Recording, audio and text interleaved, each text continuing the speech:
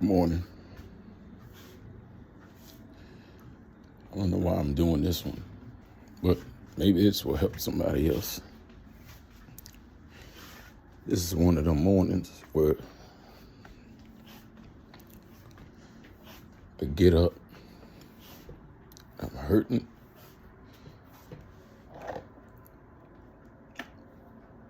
I'm trying to decide what's better, to hurt or not hurt. So, for those of you that wake up with those mornings sometimes where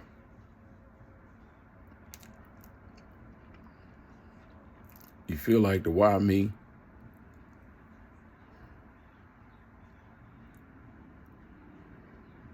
and then you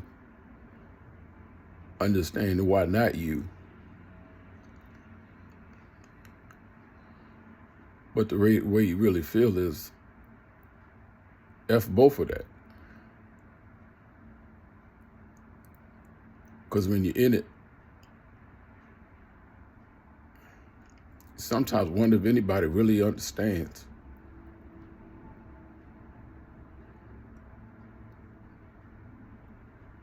And so, for those of you who understand this emotion, I get it.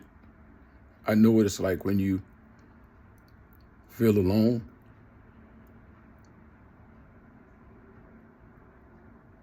I know what it's like when you wonder, is it that people don't get it, don't want to get it, or just don't know how? And all of it is relevant. And it's nothing for you to be angry about, but it's kind of like we live. Yeah, okay, I may not be angry or it may not be fair, but I'm still feeling it. And so this is when, I hope this helps, but this is when I have to push. So instead of laying there, I know that I have to, first of all, stop thinking about what's not, because it's there. I see it. That's why I'm talking about it. But I have to look around and find God. What's right?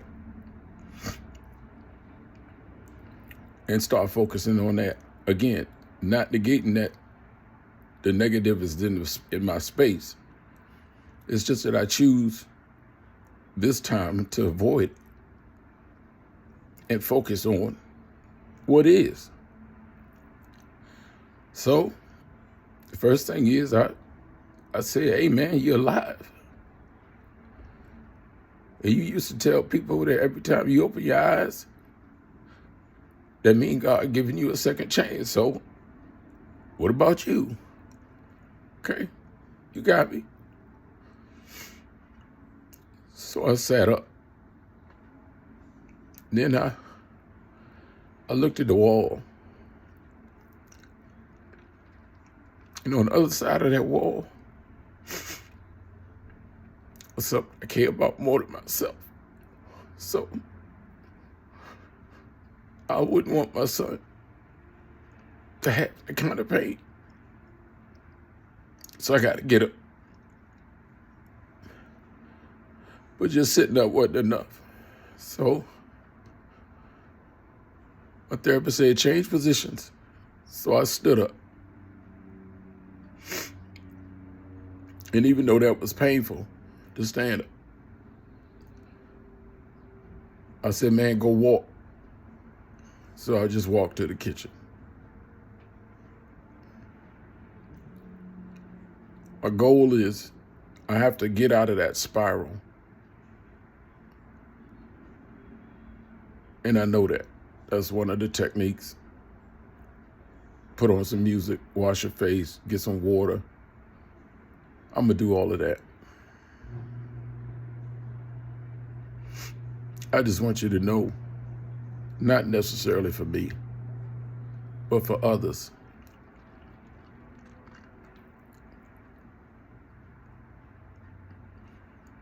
sometimes being the strong one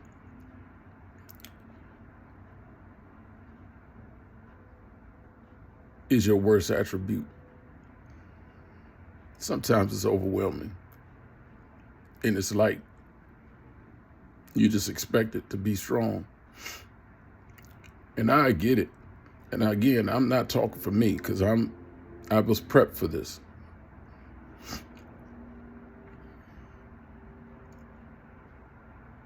Yesterday, my line brother called me and we were talking about life.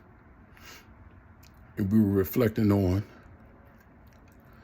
our pledge process and how lonely it was sometimes. But he said, man, I used to just say, if I can just get to the weekend, I could see Keith. And I was like, and I felt the same way. If I could just get to the weekend and get to Reg, we'd be all right. So I thank God for that conversation. I thank God for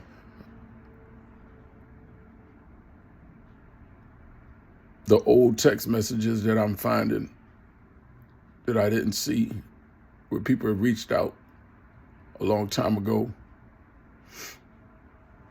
It lets me understand that, well, you're really not alone, man.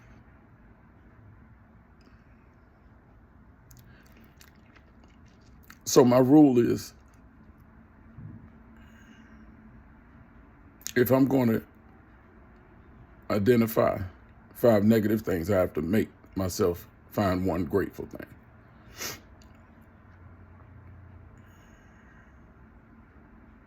And although I'm grateful for a lot,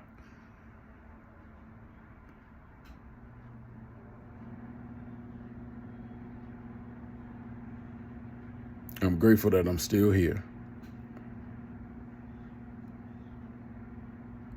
I had an opportunity in the last couple of days to help somebody else that was dealing with depression. It didn't have the knowledge I had. And I felt so good that I was able to give him some information from his confirmation that helped him get through yesterday. We put a plan in place for today and this week. I asked him if he would allow me, only if he would allow,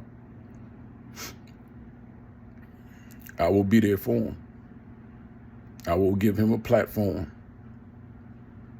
where he don't have to worry about what he say, how he say it, what it mean.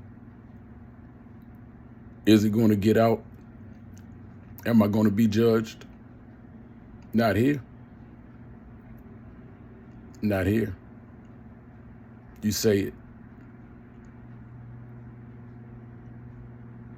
And he said that no one has ever helped me this much. I said, well, that's why God told me to call you.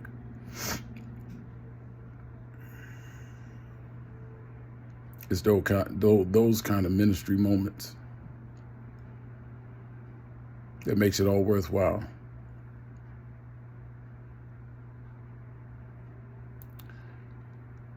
You may not understand this, but just before I went to sleep, when they was intubating me, and I was crushed that I was getting intubated because I'd already had my vocal cord cut when I had my neck surgery.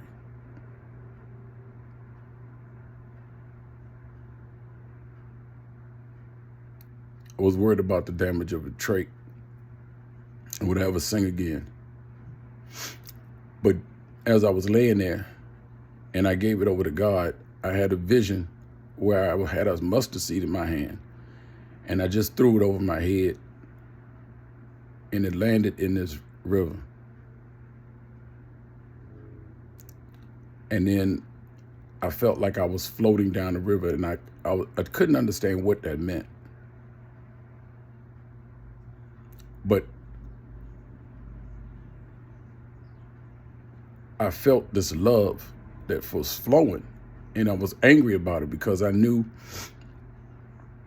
that love was not allowing me to be mad, because being mad was my protector.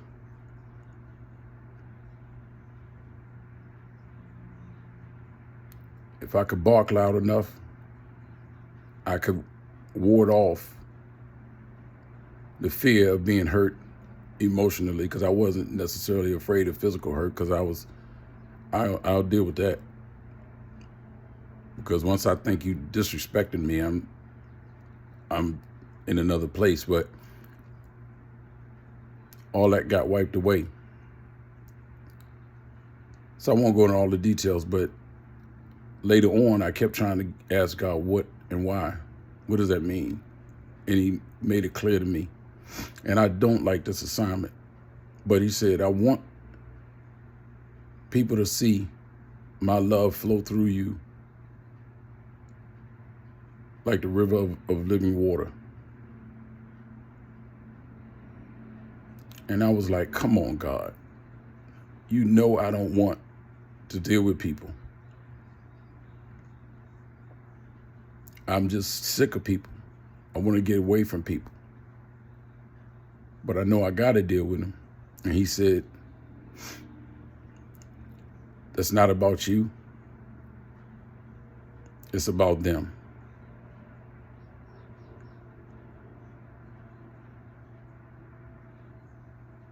And so sometimes I have to realize that my pain and joy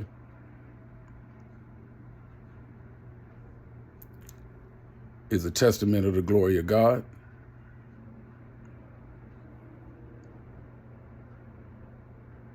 And I already know how to love. I just hope that people understand that when I'm loving you, it's from the love of God. Sounds so corny. I got to try to clean it up. But it is what it is.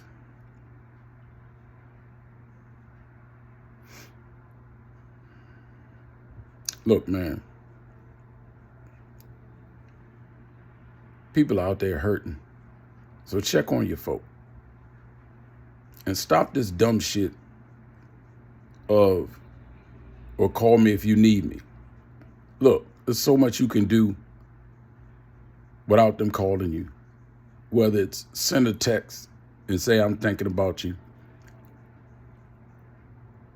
Shit, send them a $5 chicken from Costco to see if they have eaten, because you can do a lot with a $5 Costco. It might come out human. But start playing. I got 2 of them in the refrigerator, because I shred them up. You see this right here? I can't even pull the meat off with my hands, but I get this and I'm sorry, y'all. I started to come around. There's so much you can do. Give them a hug. Send them a movie ticket. Invite them over to do something. Or her, I mean. But you understand. But do something. Matter of fact, just think about what you would want. That's why the golden rule is there. Doing others as you would have them doing to you. If you just want to sit there and do nothing, and you don't want nobody to do nothing to you, then you good. You're not wrong. You don't have to do anything. Prayer is the biggest thing. Pray. Pray, pray, pray for them.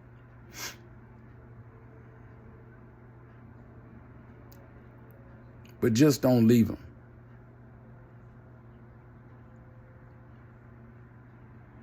Just don't leave them. I hope this helped. To those of you who feeling what I'm feeling, get up. Go walk, get some water, put some clothes on, take a shower, and let that pain and grief and anger wash off of you, metaphorically. Go outside. I know if you don't have no money, I go to the store, I will go to the dollar store, and I will just look at what I will be able to get when I get a couple of dollars. What kind of cool food they got in Dollar Tree. Dollar Tree got some good stuff. They got some butter lima beans that I mess with. But you got something to live for. You really do. And so push through it. I feel so stupid making this video, but it's what I was led to do. And I'm not saying that God told me. I'm not there yet. I didn't hear that. I felt what I needed to do, and I'm trying to understand what all of that means. But meanwhile, while I'm trying to figure out my life, my spirituality, all of that, I'm still here. And I realized in the last couple of days that I can help somebody. And I was able to do that. So to God be the glory. If you notice, I can't look at the camera. That's a sign that there's a little bit of shame in there. So I'm going to have a conversation with myself. But y'all have a good day. I am.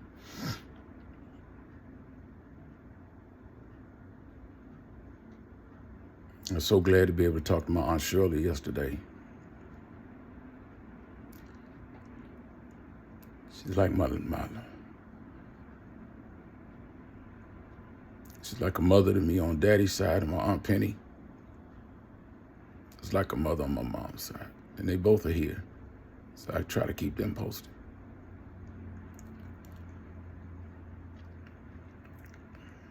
Got cousins. Got something to live for, to fight for, especially Jada. That's my dude. He make me sick sometimes because he just like Daddy. Oh boy. Pisces and a Scorpio trying to make it. But I've been here before. I know how to handle that Bama. But I got to get myself together.